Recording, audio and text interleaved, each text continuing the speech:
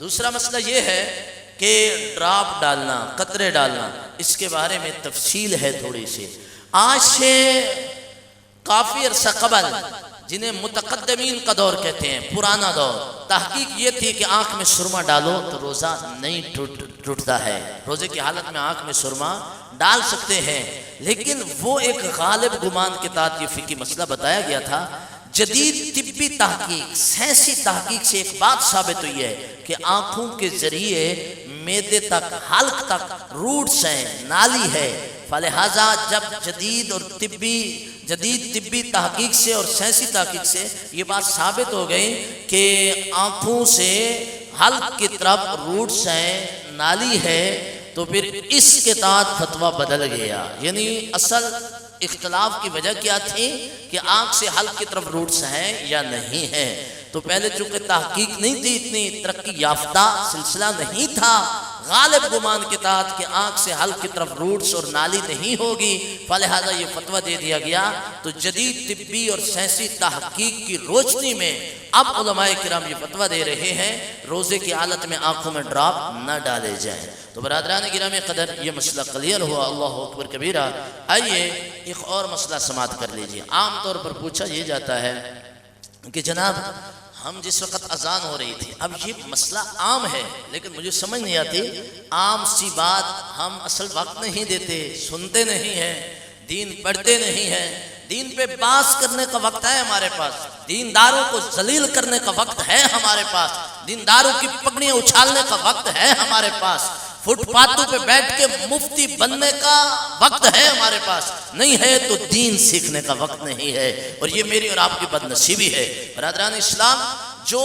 یہ مسئلہ سوال پوچھا جاتا ہے، جی اذان ہو رہی تھی تو ہم نے کھانا پینا بند کر دیا، تو روزہ ہے کہ نہیں ہے؟ روزے کے صبح جو کھانے پینے کے بند کرنے کا وقت ہے، اس کا تعلق اذان کے ساتھ بالکل نہیں ہے، اس کا تعلق صبح صادق کے ساتھ ہے، وہ بند کرنے کے وقت کے ساتھ ہے۔ اور آج کا کیلنڈر عام ہے، جیسے آج صبح کے روزے کا ٹائم 4:09 تھا، احتیاط کی بنا پر سیرن 4:07 پہ بھی بج گئے، 4:08 پہ بھی بج گئے، اچھا ہوا سیرن بجتا ہے تو ہم کلی کرنا شروع کرتے ہیں، بھائی نہیں، پہلے تیاری کر لیں تاکہ 1 منٹ بھی جو روزہ بند کرنے کا، کھانا پینا بند کرنے کا وقت ہے، اس سے ہم آگے بڑھ گئے، کچھ کھا لیا، کچھ پی لیا، تو پھر ہمارا روزہ نہیں ہوگا۔ تو اس سحری کے سلسلے کا تعلق وقت کے ساتھ ہے، ٹائم کے ساتھ ہے، نہ کہ اذان کے ساتھ ہے۔ ایک مسئلہ یہ ہو گیا۔ دوسرا مسئلہ علیحدہ سے آپ اپنی دماغی میموری میں رکھ لیجئے، کیا جی ہم صبح لیٹ جاگے ہیں اور ہم نے پانی کا گھونٹ پی لیا،